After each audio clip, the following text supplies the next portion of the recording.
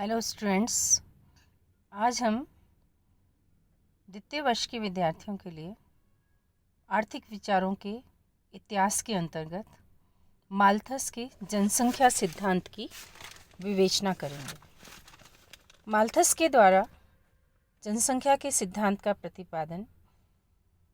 इस आधार पर किया गया था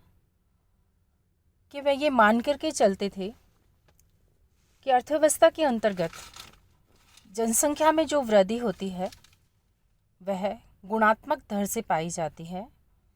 जबकि खाद्य पदार्थों में जो वृद्धि की दर पाई जाती है वह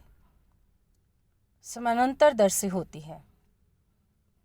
परिणाम क्या होता है कि जनसंख्या के गुणात्मक दर में वृद्धि के कारण चूँकि खाद्य पदार्थ उस अनुपात में अर्थव्यवस्था में बढ़ नहीं पाते हैं, अतः अर्थव्यवस्था में पॉपुलेशन को कंट्रोल करना बहुत ज़रूरी हो जाता है, जनसंख्या में पर नियंत्रण करना बहुत ज़रूरी हो जाता है। थॉमस रॉबर्ट माल्थस ने अपने ये विचार अपनी सिद्धांत की विवेचना 1798 में प्रकाशित an essay on the principles of population के अंतर्गत की और यह स्पष्ट करने का प्रयास किया कि अर्थव्यवस्था के अंतर्गत ये आवश्यक है कि जनसंख्या की वृद्धि पर नियंत्रण किया जाना चाहिए। उसको स्पष्ट करने के लिए उनकी विवेचना जो थी या सिद्धांत की व्याख्या थी वो इस प्रकार थी, जैसा कि हम इसके अंतर्गत देख रहे हैं स्लाइड के अंतर्गत, कि जनसंख्या जो है वो गुणोत्तर दर से वृद्धि को प्राप्त कर रही है। यानी जनसंख्या का बढ़ने का जो अनुपात है माल्थस के अनुसार वो 2:4:8:16:32:64:128:256 है। और चित्र में मैंने इसकी व्याख्या की है कि जनसंख्या में जो वृद्धि पाई जाती है वो विस्फोटक दर से पाई जाती है और जनसंख्या विस्फोटक गति से अर्थव्यवस्था में बढ़ती है। और दूसरी ओर माल्थस ये कहते हैं कि अर्थव्यवस्था के अंतर्गत जो फूड प्रोडक्शन है उसमें जो वृद्धि पाई जाती है वो समानांतर रूप में पाई जाती है, जिसे माल्थस ने इस प्रकार से स्पष्ट किया 2:4:6:8:10:12:14:16 18:20, अर्थात खाद्य पदार्थ जो हैं वो समानांतर दर से बढ़ते हैं। परिणाम स्वरूप अर्थव्यवस्था के अंतर्गत खाद्य पदार्थों की पूर्ति उतने अनुपात में नहीं बढ़ पाती जितने अनुपात में अर्थव्यवस्था में जनसंख्या में वृद्धि की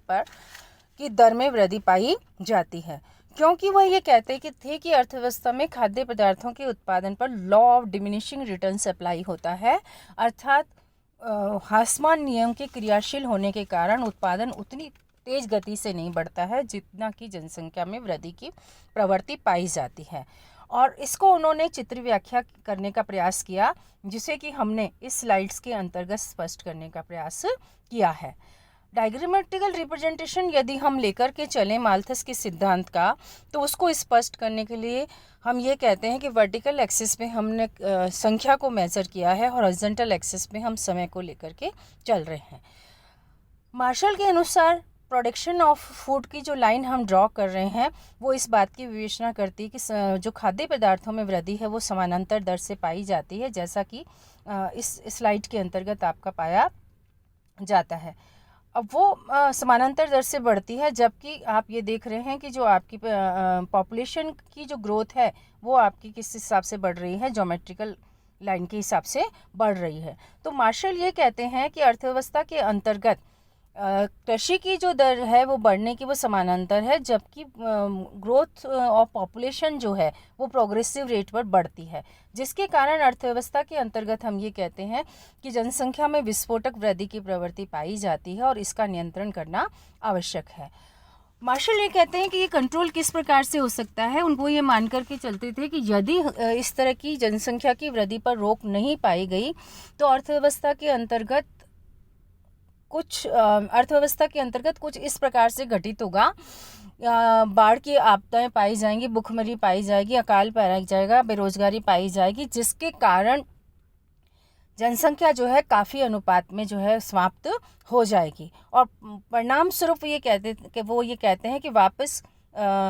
जनसंख्या के बड़े अनुपात में समाप्त होने के कारण खाद्य पदार्थों के साथ में उसका समायोजन हो जाएगा। इसलिए वो ये कहते थे अर्थव्यवस्था में जनसंख्या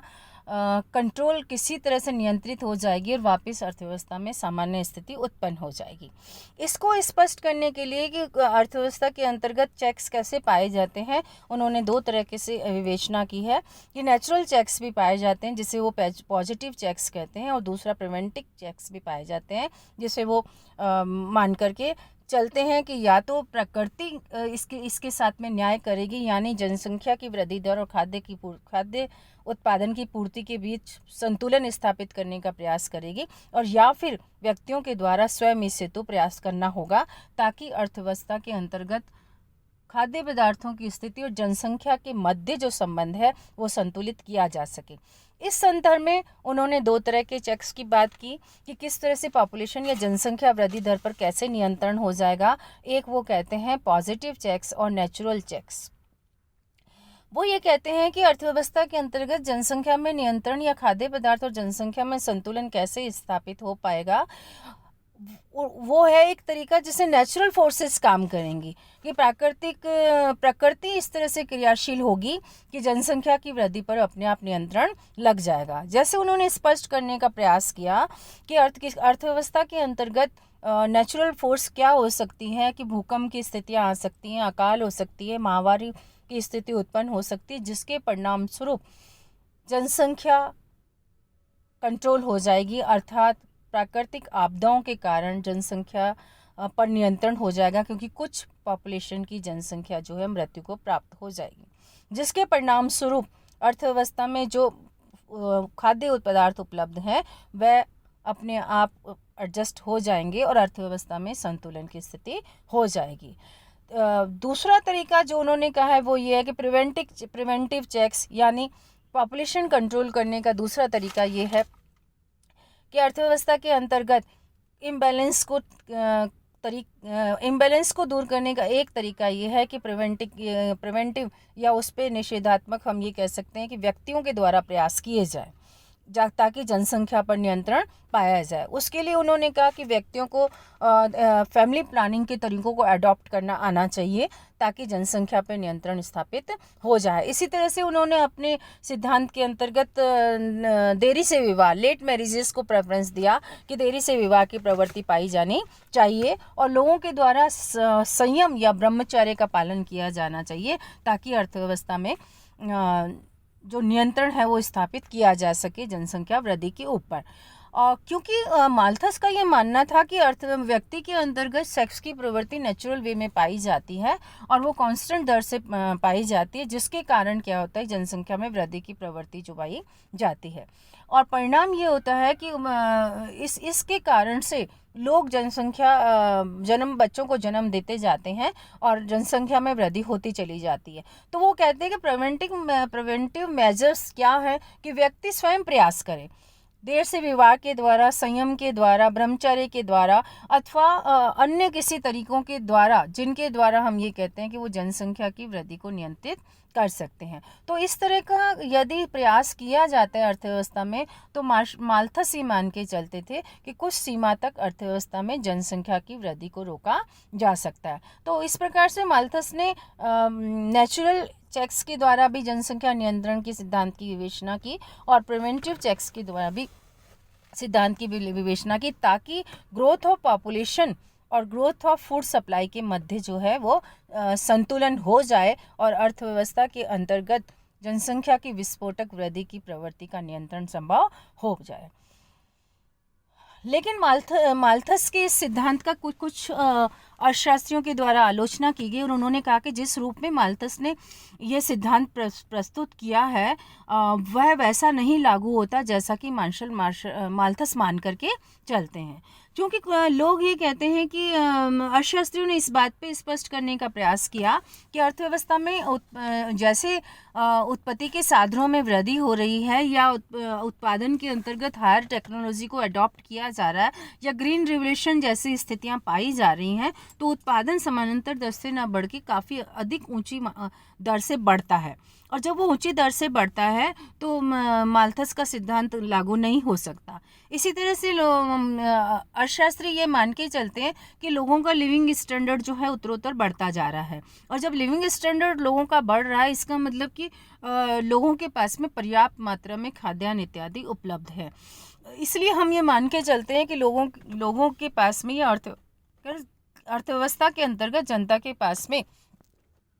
खाद्य पदार्थों की कमी जैसी स्थिति नहीं पाई जाती है। लेकिन फिर भी हम ये कहते हैं कि इन आलोचनाओं के बावजूद भी हम ये कहते हैं कि माल्थस का जो जनसंख्या का सिद्धांत है वो अपनी विश्वसनीयता को नहीं खोता है, बल्कि वर्तमान अर्थव्यवस्थाओं के अंतर्गत माल्थस के सिद्धांत की वैलिडिटी या वैधता आज भी पाई जाती है। क्यों पाई जाती है? हम देखते हैं कि अर्थव्यवस्था के अंतर्गत पॉपुलेशन की दर जो है, जैसे हम चाइना की बात करें, भारत की बात करें, इटली की बात करें, तो उसमें ग्रोथ बहुत तेज़ी से पाई जा रही है। और हम देखते हैं कि विश्व की अर्थव्यवस्था में चाइना और भारत का स्थान तो वृद्धि की दरों में, जनसंख्या की वृद्धि की दरों में बहुत ऊंचा पाया जा रहा है। और जब वो वृद्धि की दरें बढ़ रही हैं तो चाहे हम ग्रीन रेवोल्यूशन की ही बात क्यों ना करें, हरित क्रांति में यद्यपि फसलों में, खाद्य पदार्थों में बहुत वृद्धि हुई है, लेकिन इसके पश्चात भी हम क्या देखते हैं कि जनसंख्या उससे कई अधिक अनुपात में बढ़ रही है, और अधिक अनुपात में बढ़ने के कारण खाद्य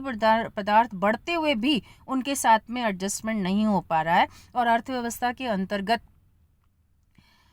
आपदाएं भी प्राप्त हो रही हैं, और विस्फोटक वृद्धि की स्थितियां भी हमें दिख रही हैं। हम देख रहे हैं सुनामी जैसी स्थितियां अर्थव्यवस्था में हैं, भूकंप आ रहे हैं, अकाल की स्थितियां पाई जा रही हैं, और वर्तमान में हम बात करें तो कोरोना जो महामारी की स्थिति है वो भी इसी का ही हम स्वरूप मान सकते हैं कि अर्थव्यवस्था के अंतर्गत जनसंख्या इतनी बढ़ गई थी विश्व अर्थव्यवस्थाओं में कि उसका नियंत्रण जो करने का एक तरीका यही था कि प्राकृतिक आपदा या महामारी की स्थिति उत्पन्न हो जाए। तो वर्तमान में कोरोना की जो महामारी की स्थिति है वो भी इस बात को इंगित करती है कि किसी न किसी स्तर पर प्रकृति अपने द्वारा यह चाह रही है कि जनसंख्या पर नियंत्रण स्थापित किया जाना चाहिए। इसलिए हम ये मान के चलते हैं कि माल्थस का सिद्धांत आज भी उतनी ही विश्वता और वैधता रखता है जितना कि उस समय में रखता था। ये कहना पर्याप्त नहीं है कि माल्थस के सिद्धांत के अंतर्गत हम इसकी वैलिडिटी को हम नहीं मान के चलते हैं। इसलिए स्टैंडर्ड ऑफ लिविंग की जहाँ तक बात आती है तो स्टैंडर्ड ऑफ लिविंग बढ़ने के बावजूद भी हम ये कहते हैं कि प्रति व्यक्ति आय के स्तर कुछ ही जगहों पर बढ़े हैं, कुछ ही राष्ट्रों में बढ़े हैं, कुछ ही राज्यों में बढ़े हैं। तो सभी व्यक्तियों के पास में जो है वो इतनी ऊंची हायर लेवल की इनकम नहीं है कि वो जीवन निर्वाह कर सकें और खाद्य पदार्थों की उपलब्धि कर सकें। तो हम ये कहते हैं कि लेवल ऑफ स्टैंडर्ड या लेवल ऑफ लिविंग या लेवल ऑफ इनकम का बढ़ना इस मात्र का समाधान नहीं है कि अर्थव्यवस्था के अंतर्गत माल्थस की थ्योरी अप्लाई नहीं होती है। इसी तरह से हम ये देखें कि हम ये कहते हैं प्रिवेंटिव मेजर्स भी अडॉप्ट किए जा रहे हैं, तो उनको भी अच्छी तरह से अडॉप्ट नहीं किया जा रहा, और वो नहीं करने के कारण जनसंख्या की वृद्धि की दर पाई जा रही है। चाहे हम बात करें फैमिली प्लानिंग के तरीकों की, चाहे हम बात करें ब्रह्मचर्य के या संयम के तरीके की, तो वो स्थितियां अर्थव्यवस्था में नहीं पाई जा रही हैं। परिणाम स्वरूप क्या है, पॉपुलेशन की ग्रोथ रेट जो है उत्तरोत्तर बढ़ती जा रही है। इसलिए हम ये मान के चलते हैं कि माल्थस का जनसंख्या का सिद्धांत जो कि उस समय दिया गया था वर्तमान परिप्रेक्ष्य में पूर्णतया खरा उतरता है और उसकी वैधता पूर्णतया पाई जाती है। इसलिए माल्थस का जनसंख्या का सिद्धांत आर्थिक विचारों के सिद्धांतों के अंतर्गत आज भी उतनी महत्वपूर्णता रखता है अध्ययन के क्षेत्र के अंतर्गत अनुभविक जांचों के आधार पर जितनी कि उस समय तत्कालीन समय में रखा करता था। इसलिए अर्थशास्त्र के विद्यार्थियों के लिए माल्थस के जनसंख्या के सिद्धांत को पढ़ना और अध्ययन करना अत्यंत ही महत्वपूर्ण हो जाता है। धन्यवाद।